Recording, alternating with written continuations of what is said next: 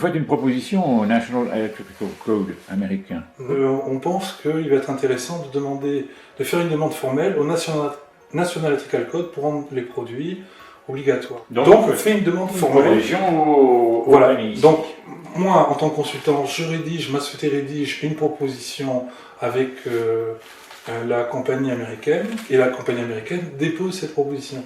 Cette proposition tient essentiellement en 2 points. Premièrement, la cause essentielle des feux d'origine électrique qui tient aux connexions, et deuxièmement, comment nos produits peuvent s'intégrer dans les installations et comment ils peuvent les supprimer. À quelle date est-ce que vous faites ça? Je fais ça, il me semble, 3 novembre 2011, et c'est envoyé à Quincy, donc Massachusetts.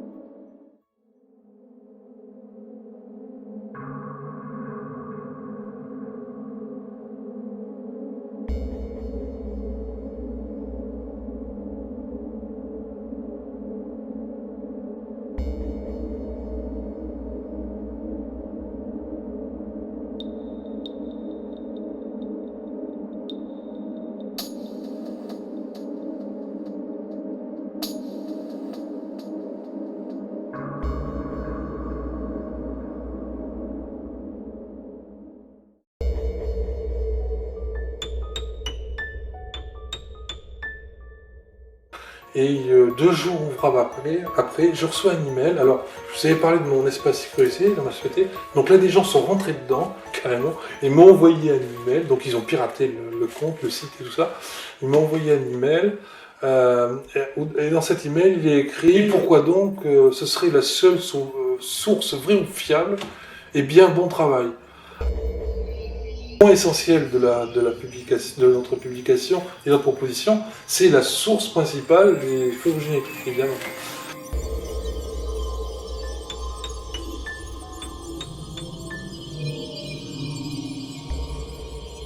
Et donc là, évidemment, ça peut faire référence qu'à ça, quoi. Donc là, je me dis qu'encore une fois, il y a des gens qui ont hacké le système. Qui ont hacké, qui ont piraté, et voilà, et donc évidemment, on est tracé. Donc là, ça devient franchement inquiétant, quoi.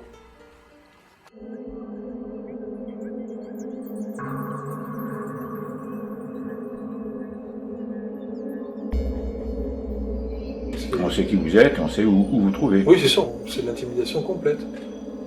Ce piratage qui pose quand même un problème réel, est-ce que ça ne vous incite pas à déposer plainte? Si, donc si, mais encore une fois, c'est incroyable. Et puis, je vous avais dit qu'on serait difficilement crédible. Donc là, c'est une bonne illustration. Donc je me rends à la gendarmerie de mon coin avec un dossier complet. Donc il suffit de regarder, c'était crédible. Et les gens, ce qu'ils peuvent imaginer, vu d'un tout petit endroit, on doit me rappeler, on ne me rappelle pas, donc j'y retourne. Et donc alors là, carrément, c'était même pas la peine. Donc je suis parti sans pouvoir déposer plainte.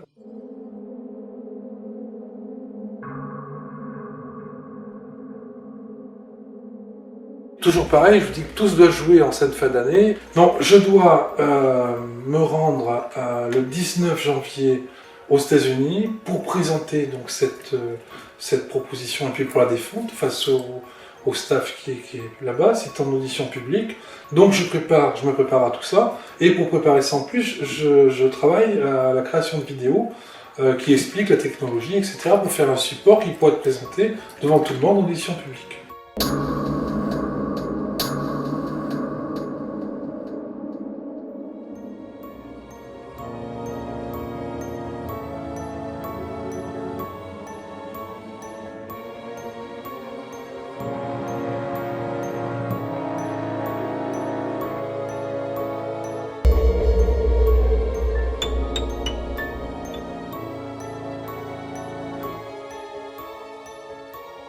Je devais y être, quoi, et puisque je pense que c'était très important.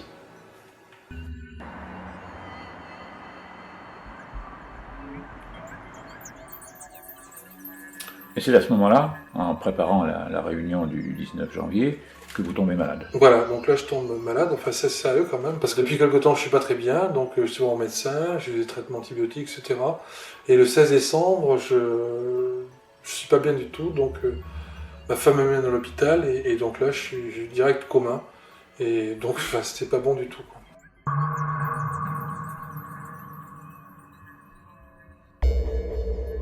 je me réveille quelques jours après, complètement décharné, très affaibli. J'ai plus aucune force, je suis sous oxygène. Et là, j'apprends que j'aurais contracté une bactérie résistante aux antibiotiques. C'est pour ça que le traitement du médecin ne marchait pas à certains antibiotiques. Et que je suis pas passé très loin. Et je sais pas même dans quel état je vais être après. Alors, bon, c'est vrai que j'étais un gros fumeur, c'est certain. C'est un hasard ou une coïncidence de plus Ça traverse l'esprit, mais dans l'état où j'étais, je pensais plus forcément à grand chose parce que j'étais tellement faible. Vous sortez de l'hôpital le 31 décembre, largement handicapé, avec une bouteille d'oxygène. Et qu'est-ce qui va se passer pour l'audition de l'ANEC le 19 janvier? Je peux rien faire, quoi. Donc, je mandate un ami à moi, Alain Lancereau, qui est un ingénieur centralien, qui connaît bien le dossier, puisqu'on a travaillé sur la partie économique business plan pour les États-Unis, afin qu'il aille là-bas.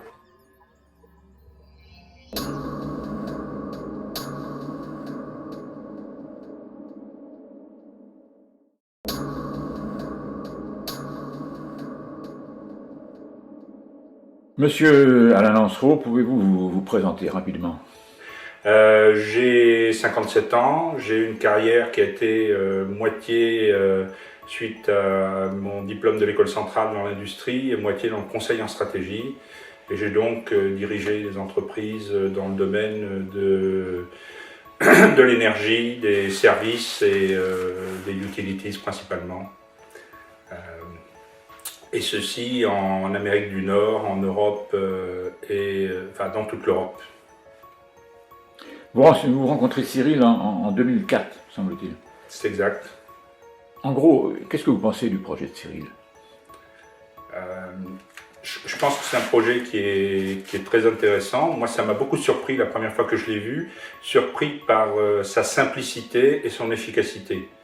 Je dirais, ça permet de détecter un nombre important de sources potentielles d'incendies de façon très simple et très peu onéreuse et en utilisant les systèmes existants. Donc il n'y a rien à rajouter de plus si ce n'est l'élément de détection qui lui-même est un élément fondé sur les principes de base simples et peu onéreux. Donc, et efficace. Et efficace, bien sûr. Ouais. Mais ce qui m'avait frappé, c'est d'arriver, en tant qu'ingénieur, on est toujours intéressé à trouver quelque chose de simple, efficace et peu onéreux. Et là, il avait vraiment repris la quintessence de tout ça. C'est le rêve. Compte tenu de vos qualifications et de vos bonnes relations avec Cyril, il vous demande de le remplacer à la commission du NEC à Hilton Head Beach, en Caroline du Sud, le 19 janvier 2012, car il est convalescent. Donc c'est exact, c'était une commission en fait qui s'occupe de décider de la réglementation en termes d'électricité aux États-Unis. Donc c'est un quorum de personnes assez élevé en termes de niveau, puisqu'il s'agit de réglementation électrique des États-Unis. Donc l'objectif de Cyril était de présenter son projet. Je m'y suis rendu à sa place, je m'y suis préparé. À la commission, on nous a laissé un quart d'heure pour expliquer notre projet et passer un petit film qui représentait en fait une expérience avec et sans le produit de Cyril, mais avec la protection classique qui est demandée aux États-Unis.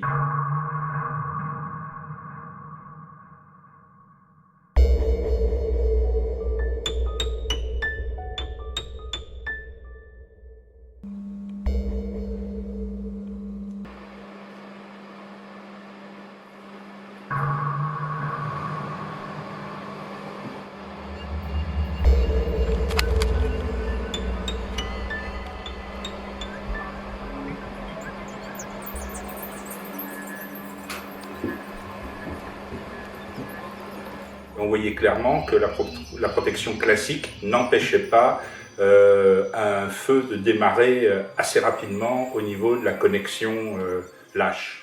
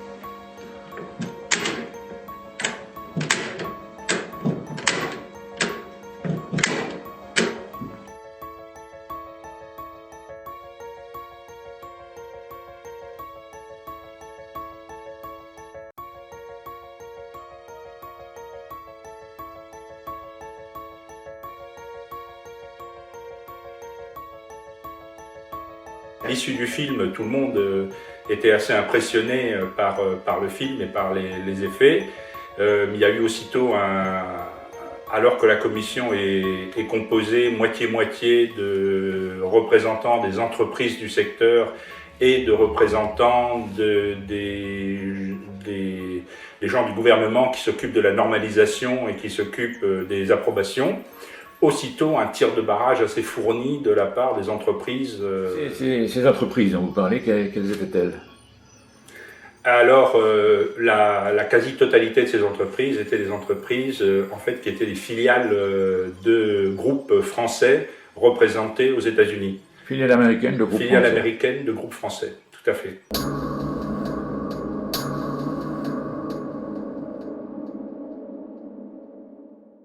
Et j'ai été surpris parce que, à mon avis, la position de ces entreprises aurait été plutôt d'être intéressées et de chercher plus loin que d'essayer de barrer systématiquement.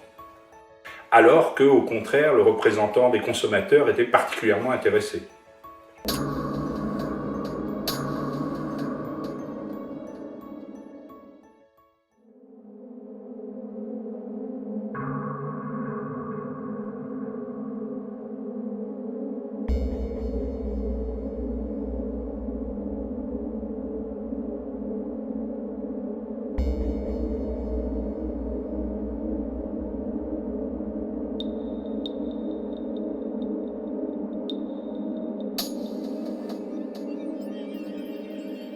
Cyril, après tous ces rebondissements, nous sommes début 2012 donc, vous vous remettez petit à petit de votre maladie. Oui, il me faudra bien 6-7 mois pour me remettre à peu près sur pied. Donc évidemment, physiquement, je suis pas opérationnel comme je devrais l'être. Et j'essaie malgré tout de renouer avec la stratégie qu'on avait mis en œuvre, quoi. Mais c'est quand même assez difficile, donc c'est même très très difficile. C'est-à-dire?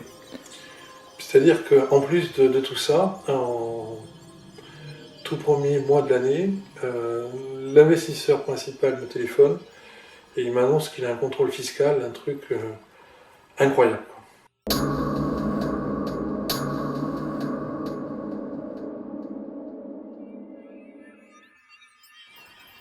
Donc bien évidemment, ça peut pas plus mal tomber pour nous au moment où évidemment on a besoin. Bah, ça vous paralyse financièrement. Ça nous paralyse financièrement au moment où justement.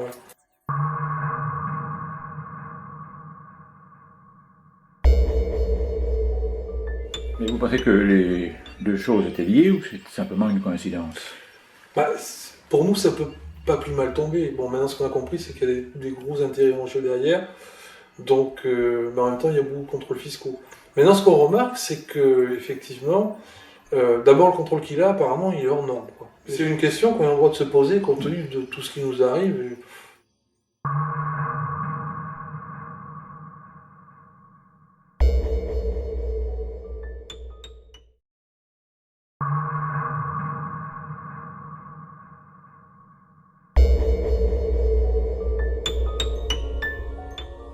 Vous pouvez me parler du site de l'association New Advid EFA? Oui, donc ça aussi, c'est coïncidence troublante. Donc c'est une association de professionnels, enfin bon, tout le monde est invité, et surtout pour... Quel est son objet? Son objet, c'est défendre les victimes des incendies d'origine électrique et d'échanger des informations techniques entre l'Amérique du Nord et l'Europe. Donc les électriciens, tout ça. Et moi, je suis administrateur de ce site. Je suis secrétaire de l'association et administrateur du site. Et donc, parallèlement à mes ennuis en 2011 avec mes emails d'Américains, etc., j'ai commencé à recevoir des formulaires fantaisistes. Sur ce site de l'association, il y a une partie française, une partie anglaise. Il y a des formulaires pour demander soit des inscriptions, soit des renseignements, etc. Et pour que le robot du site envoie les formulaires, il faut automatiquement qu'il y ait des champs validés, des adresses email, tout ça.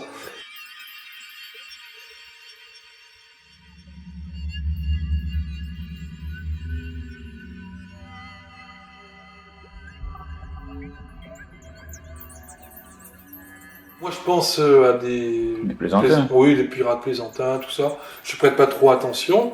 Vers le mois de mars et avril, vous dites que vous en recevez beaucoup. Oui, alors là, par contre, j'en reçois beaucoup. Et donc je suis en train de pester contre ça en disant, bon là, parce qu'effectivement, après tout ce qui s'est passé, je me demande s'il n'y a pas non plus un lien avec ça.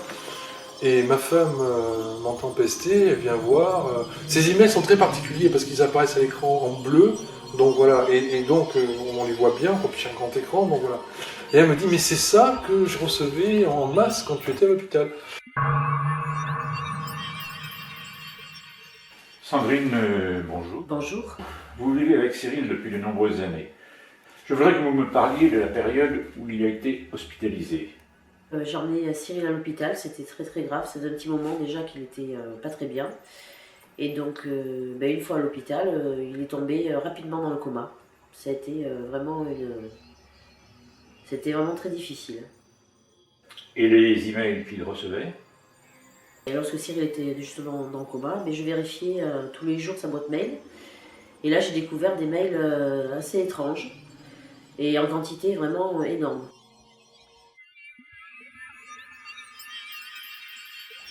J'ai commencé à lui en parler et me disait apparemment que ce n'était pas très important, que je pouvais les supprimer. Donc de retour à la maison, j'ai commencé à en supprimer quelques-uns. Donc effectivement, elle m'avait dit, je sortais juste du coma, donc j'étais pas très bien encore, donc elle me dit qu'elle recevait ça, et moi, faisant référence à ce que je lui ai dit, je lui ai dit jette-les. Mais elle trouve qu'il y en a trop. Mais à nouveau encore, lorsque j'ai ouvert cette boîte, il y avait encore énormément de mails. Donc j'ai décidé de ne pas tout supprimer, de les garder tout simplement.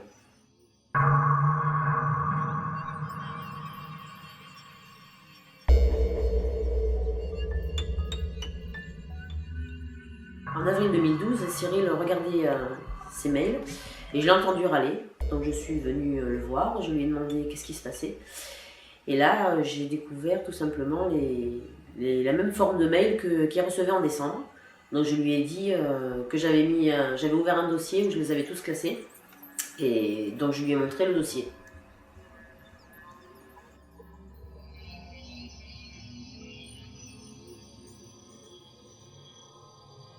Et là, je me dis que j'aurais peut-être dû regarder mieux ça, parce que sur un du mois de juillet 2011, je trouve un mail où il est écrit ces formulaires en américain, continue donc à travailler, à t'essouffler pour rien ou pour pas grand-chose.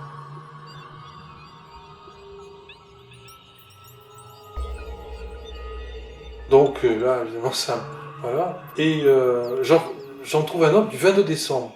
Et là, j'ai un peu le vertige parce qu'il est écrit dessus, en américain, il n'y a que toi qui l'as eu en toi, on ne pouvait pas mieux te le mettre.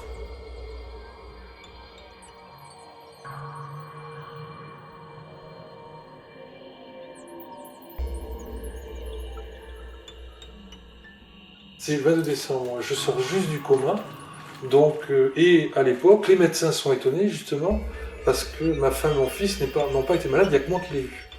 Une dernière question.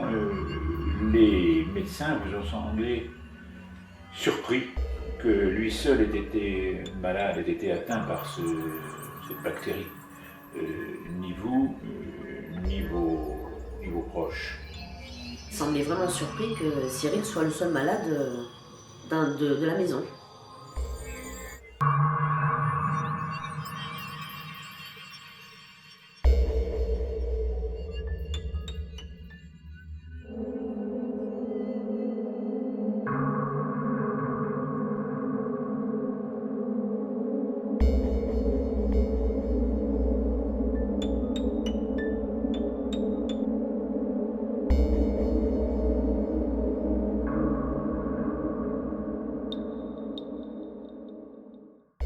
À ce moment-là, vous avez pensé à Jean-Pierre Ledonin?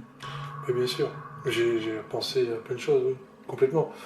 Maintenant, quoi dire, la seule chose que je peux constater, c'est qu'il y a quelqu'un qui savait ce qui se passait chez moi. Et donc là, bien sûr, c'est franchement pas réjouissant, quoi, parce C'est que... même flippant, quoi. Oui, bien sûr, complètement.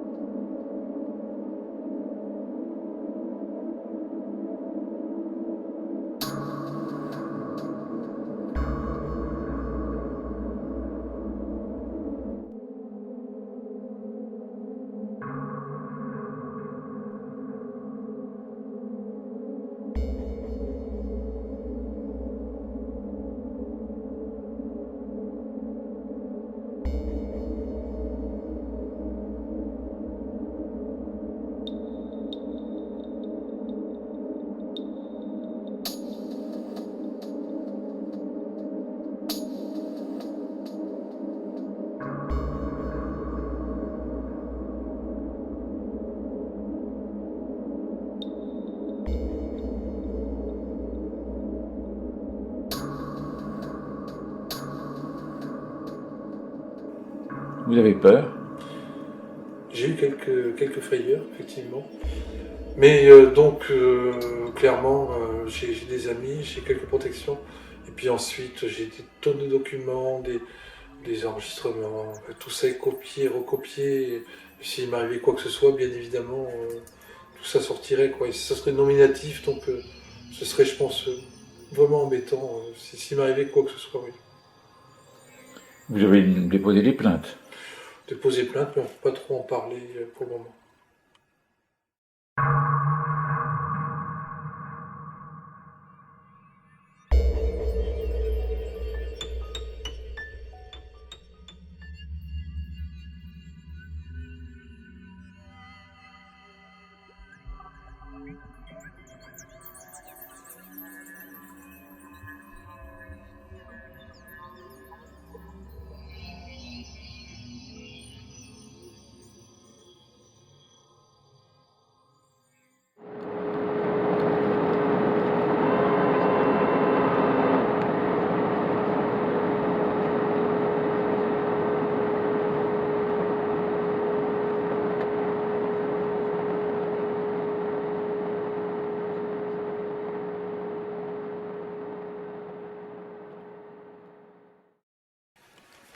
Vous avez rencontré la Consumer Product Safety Commission à Washington le 28 juin 2012.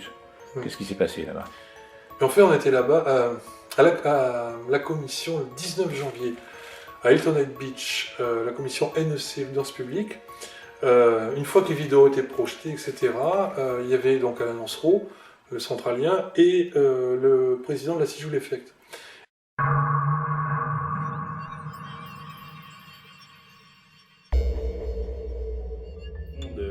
Était assez impressionné par le film et par les effets. Aussitôt, un tir de barrage assez fourni de la part des entreprises locales. La quasi-totalité de ces entreprises étaient des entreprises en fait, qui étaient des filiales de groupes français représentés aux États-Unis. Alors qu'au contraire, le représentant des consommateurs était particulièrement intéressé. Et donc là, un des membres de Consumer Product Safety Commission est venu les voir. Manifestement, il a indiqué qu'il était intéressé, cette technologie intéressée. Donc voilà, qu'on pouvait passer le voir. Donc c'est dans ce cadre-là. Et donc je suis reçu, il y a cette même personne, une autre personne de Consumer Product Safety Commission et une représentante du NEMA, qui est un syndicat de fabricants de matériel électrique aux États-Unis, qui évidemment était assez caustique, quoi. Un exposé de routine pour vous? Pas forcément, parce que c'est d'abord un organisme gouvernemental américain, donc c'est pas rien. Et on a c'est peut-être aussi pour nous une porte de sortie, quoi. Tout ce que je vous dis là à propos de Consumer Product Safety Commission, c'est sous réserve de traduction que j'ai pas encore écrite, etc.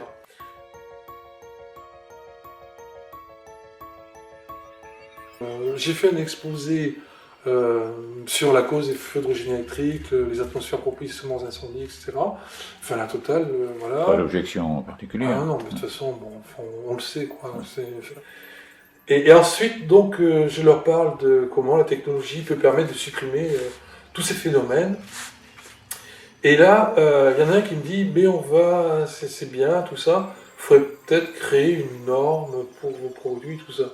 Alors là, évidemment, une norme dans les organismes mondiaux de normalisation, où il y a tous nos amis industriels, tout ça, je leur dis oui. Aucune chance d'aboutir. Bien sûr, non, je leur dis, mais finalement, ça tombe bien, on n'a pas besoin, donc on va gagner du temps, parce que, voilà. Et donc, je leur sors le devis du LCIE, en leur expliquant que si chaque fonction du dispositif est déjà normée, le produit peut être homologué. Donc là, ils ont l'air un peu perplexes, mais bon.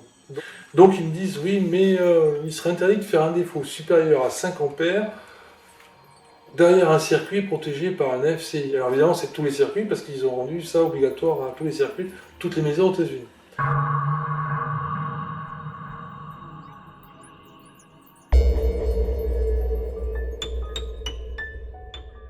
Donc là, je n'ai pas bien compris, parce que c'est simplement pas possible, quoi, d'interdire un défaut, puisque un défaut par nature, on ne sait pas ce qui va être en puissance, donc voilà. Donc là-dessus, mais j'aurais dit, écoutez, c'est pas grave, on va mettre une résistance et on va limiter le courant de fuite à 50 ampères. Donc là, ils m'ont dit en suivant, oui, mais justement, la norme a changé, les AFCI n'ont plus la fonction de Grunfeld.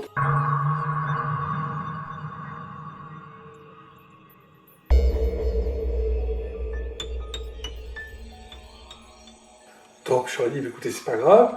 Aux États-Unis, le conducteur de protection est connecté au neutre, donc à ce moment-là, on va dire que c'est le disjoncteur qui tombe, et puis tout va bien. La fonction est la même, de toute façon, le groupe de faute tombera avant, etc.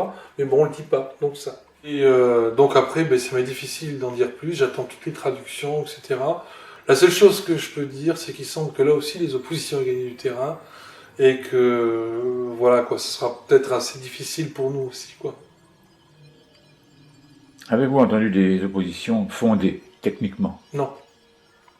Non, chaque fois que j'ai eu un argument, si vous voulez, technique, qui a pu être évoqué comme une objection, j'ai répondu et on n'a pas su quoi me répondre.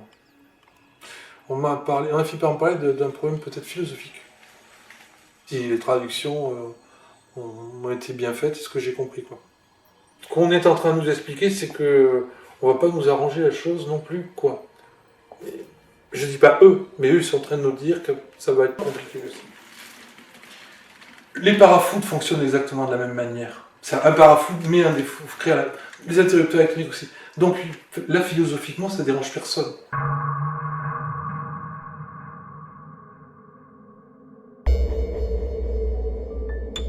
Pourtant, la philosophie et la physique sont deux choses un peu différentes. C'est pas les mêmes matières.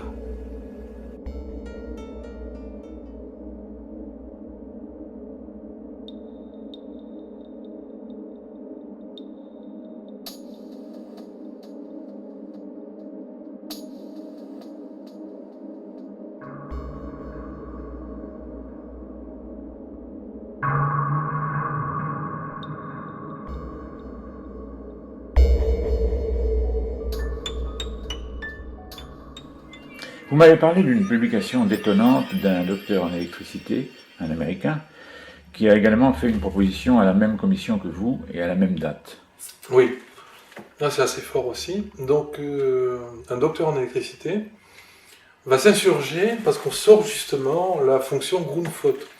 Vous vous rappelez qu'il y avait une fonction Grunfeld dans ces AFCI et qui pouvait améliorer la sécurité en cas... Bon. Donc là, les normes n'imposent plus ça.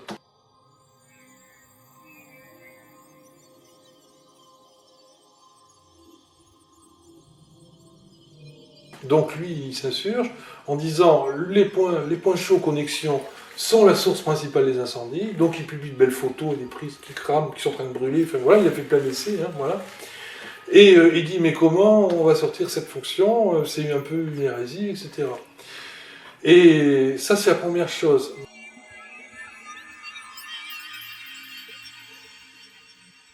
Donc la deuxième chose, là-dessus, il part et il commence à expliquer que les AFCI ont été imposés d'une façon peut-être un petit peu curieuse.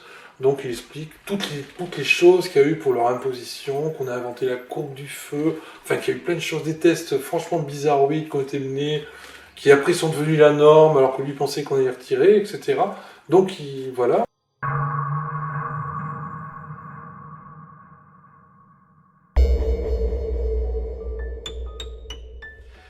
Pour arriver en plus à la fin à dire que ces produits ne fonctionnent pas.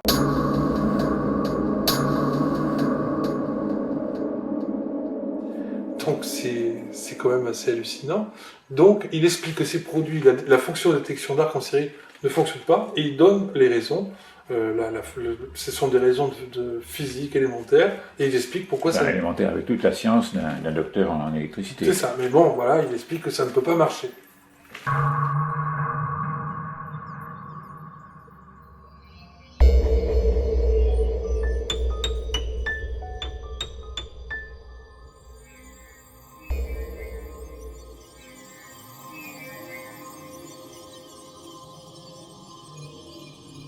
Enfin, il faut lire le document en entier, il est très très intéressant. Qui est ce docteur en électricité? Ça c'est encore plus intéressant parce que ce docteur en électricité, c'est l'ancien responsable recherche et développement d'une très grande compagnie américaine, et c'est justement la compagnie américaine qui a lancé en premier ce produit aux États-Unis. Donc c'est du caviar, quoi.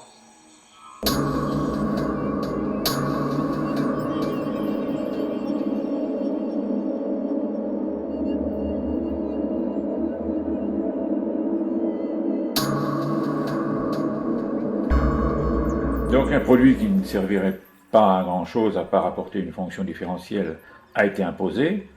Est-ce qu'il n'y a pas un moyen d'apporter cette fonction d'une manière plus économique, moins onéreuse?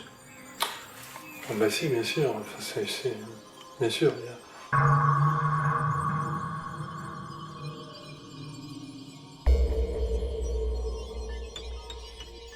Personne ne dénonce ça. Soit il y a des méconnaissances ou des craintes, voire des ententes.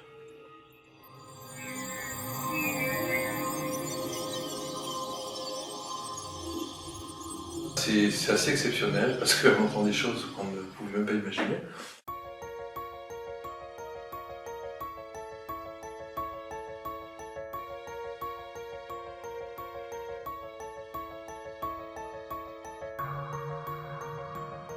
Rendu à cette réunion, et là, ce qu'on a entendu était vraiment hallucinant.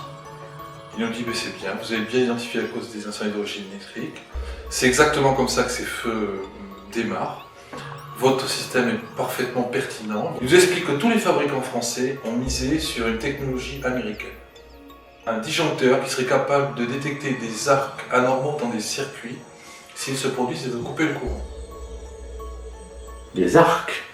Ce qu'il nous a expliqué à ce moment-là, c'est qu'en réalité, les Français avaient misé sur un autre système technique. Un système américain. Système américain, absolument.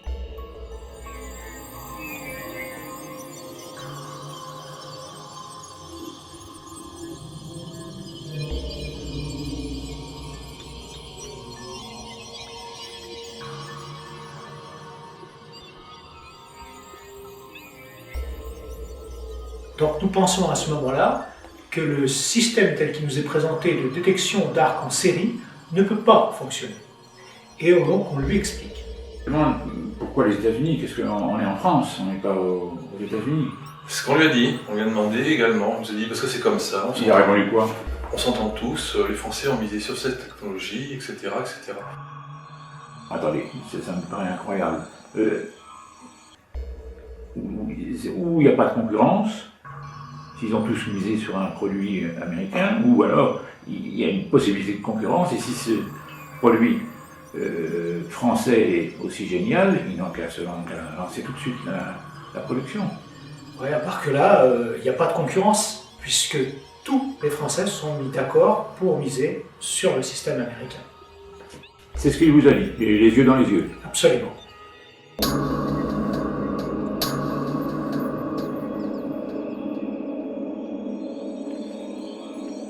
Vous supportez en France depuis plus de 10 ans maintenant des blocages, des oppositions, des manœuvres qui s'intensifient notamment lorsque vous vous approchez des États-Unis.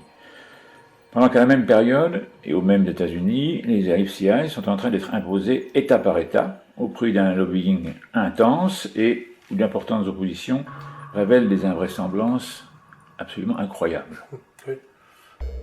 D'autant qu'en 2011, j'ai rencontré des Californiens qui m'ont expliqué que 10 ans avant, tout le monde cherchait ça. Tout le monde cherchait ça en alternative, maîtriser les points chauds aux connexions. Exactement ce que j'ai trouvé, et tout le monde cherchait ça.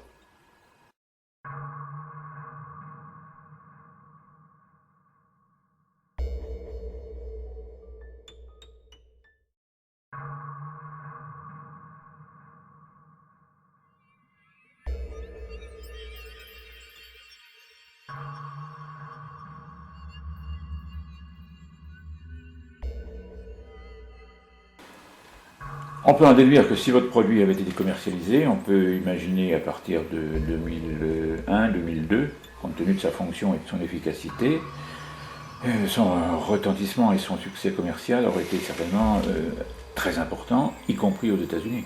C'est évident. Compte tenu de ce qu'on a vu après, tout le monde cherchait ça, tout le monde cherchait à lancer ça, donc c'est évident. Et ça aurait mis en évidence la cause réelle des incendies de origine électrique Et ça aurait aussi mis en lumière l'état de la technologie française. Oui. Non seulement en lumière, mais ça allait à l'encontre de ce qui s'est publié aux États-Unis à propos des AFCIs.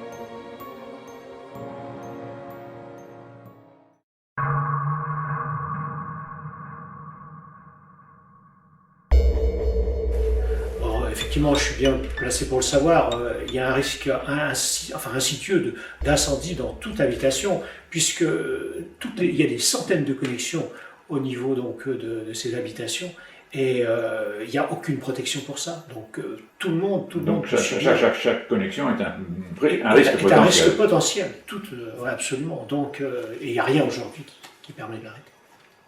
Et les fabricants et les installateurs le savent. Tout le monde le sait. Les fabricants, les organismes professionnels, les associations, tout le monde le sait. Tout le monde. Vous avez dit qu'aujourd'hui, il subsiste un risque non maîtrisé dans les installations électriques, ce qui impacte leur sécurité. Vous pouvez préciser ? C'est ce qu'on dit depuis le début, c'est-à-dire que ce que je disais, ce qui était valable dans les années 90-91, lorsque je fais le constat que c'était dangereux, c'est toujours valable. Hein. C'est pour ça qu'il y a plus de 80 000 feux par an d'origine électrique en France. Il y a un risque qu'on ne maîtrise pas, c'est-à-dire que tout le monde, que la maison soit neuve, ancienne, tout le monde y a droit. Donc voilà, tout le monde peut avoir chez lui un incendie d'origine électrique de manière complètement imprévisible. Tant que ce point-là n'est pas maîtrisé, ça peut en nez de tout le monde. Tout le monde peut l'avoir un jour, brûler la nuit, perdre un gosse, tout le monde. Et bien sûr, certains fabricants, certains organismes, pour ne pas dire tous, le savent. Bien sûr, c'est évident. Il y a plein de publications là-dessus, tout le monde le sait.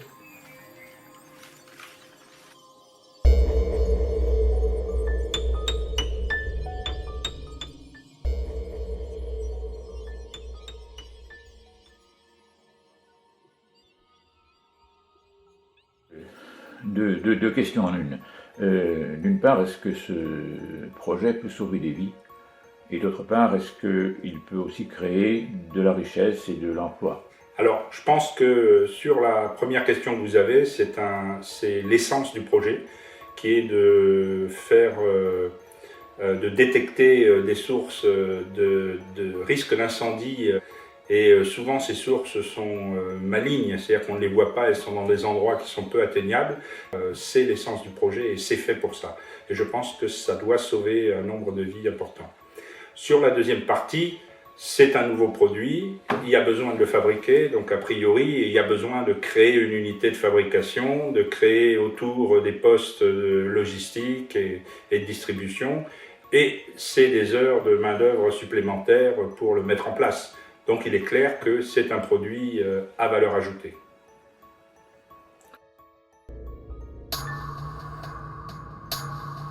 Hervé, vous êtes ingénieur, vous avez fait homologuer du matériel électrique, vous en fabriquez, vous êtes donc un industriel.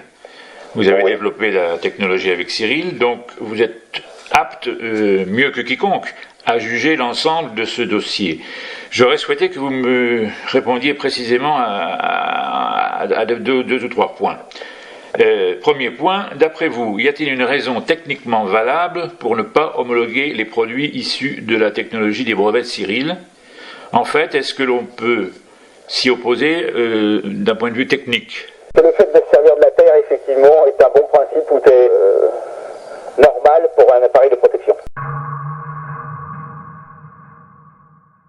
On sait très bien, et ça a été prouvé à maintes fois, que 85 ou 90% des feux d'origine électrique sont liés à de mauvaises connexions et à des surchauffes. Quelle que soit la qualité des matériaux qu'on met en place, Dieu sait que normalement on met quand même des bons matériaux, il y a un moment la température devient telle que de toute façon on ne peut pas empêcher un départ d'incendie, même dans des boîtiers auto-extinguibles ou en théorie avec des matières qui sont protégées contre les hautes températures. Donc c'est en fait une technique qui augmente considérablement la sécurité. Clairement, il me semble que c'est quand même une innovation, une avancée majeure dans le domaine de l'électricité. Il est clair que ce type de produit est, dans la mesure où il est homologué et mis sur le marché, il est incontournable. Il présente quand même aussi l'avantage d'avoir un prix théorique suffisamment intéressant pour le rendre populaire, dans le sens qui sera diffusé à très grande échelle et donc largement utilisé. C'est clair. Jusqu'ici, on n'a parlé que du secteur des habitations, du secteur domestique. Oui, parce que effectivement, oui, c'est important que vous le souligniez. On s'est occupé de ce secteur en priorité parce que c'est le plus simple, le plus codifié, le plus de quantité, etc. Quand vous avez une start-up, vous partez, voilà. Par contre, c'est valable pour toutes les installations électriques, aussi bien les centrales nucléaires que les sites Céveso, les sites chimiques, les sites pétroliers. Donc, si vous voulez, les applications, c'est pas. Et ça, en même temps, comme les lois de la physique sont universelles, que le principe est universel, ça s'applique également dans tous les pays du monde. Donc, c'est un potentiel absolument incroyable. Vous avez fait estimer les marchés? Oui, il y a eu plusieurs études de marketing. Enfin, non, on en a fait déjà, parce qu'on sait faire, hein, parce qu'on sait exactement ce qu'il faut employer pour faire des installations. Donc après, il suffit de prendre le nombre, etc. Et donc, bon, c'est considérable, quoi. C'est un marché, c'est des dizaines, des centaines de millions de pièces par an. Donc voilà, quoi, c'est considérable. Donc des centaines de millions d'euros. Ah, complètement, bien sûr.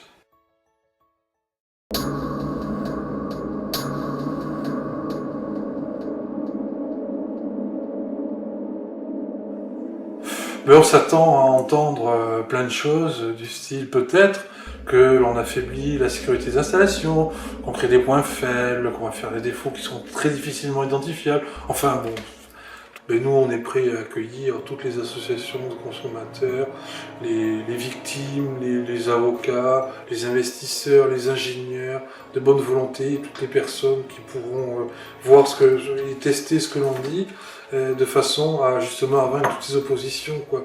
Donc maintenant, je pense que tout ça a trop duré. Il faut que ces produits soient maintenant disponibles pour le public, afin qu'ils sauvent des vies, qu'ils fassent ce qu'ils doivent faire.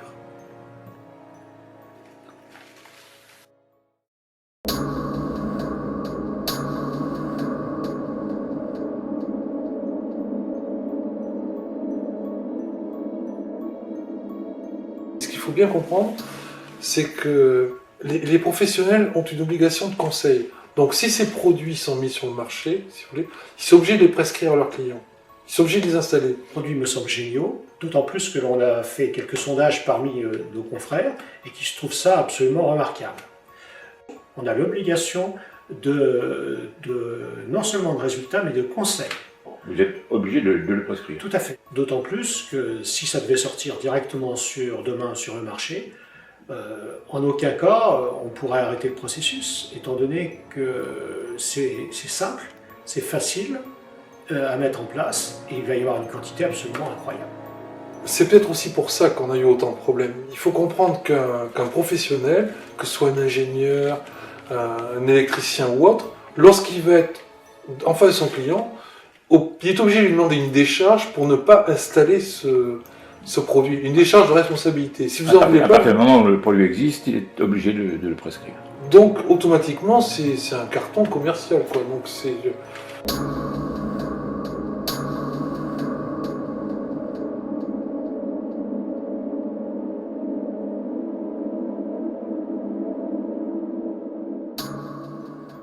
Cyril, voulez-vous lancer un appel? oui, j'ai tout ce qu'il faut pour travailler, les brevets, les prototypes, les avis d'experts, il y a même des industriels qui sont prêts à travailler avec nous, enfin voilà. Donc si on veut supprimer les feux d'origine électrique, il faut que cette technologie sorte. Dernière question, monsieur Lancereau, un peu plus personnelle. Êtes-vous prêt à vous investir dans ce dossier avec Cyril, aux États-Unis d'abord et en Europe? Je pense que déjà le fait de ma présence aux États-Unis pour le remplacer était un investissement de ma part assez important et qui prouvait que je crois en ce projet, que je crois en Cyril et que donc effectivement je lui ai clairement dit que j'étais prêt à m'investir dans ce projet, que je pensais qu'il avait un avenir.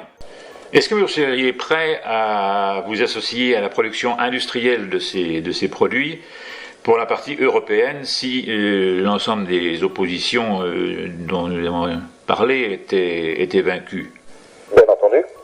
Comme je considère que ce produit est un produit d'avenir qui amène un progrès considérable et qui plus est, M. Charles a une politique, on va dire, d'industrialisation et commerciale et qui lui permettra de le diffuser en plus grand nombre, et il est clair que d'être associé à ce projet est quand même fondamentalement très intéressant. Donc vous pensez que si le produit sort, c'est un process rentable, créateur de richesse et créateur d'emplois aussi? Ah ben absolument. C'est un projet qui est porteur, qui peut être générateur évidemment de beaucoup d'emplois et de richesses, sachant que c'est un produit techniquement qui n'est pas limité à l'Europe ou à un certain type de continent, mais peut être développé dans tous les pays du globe. Et ça c'est très intéressant.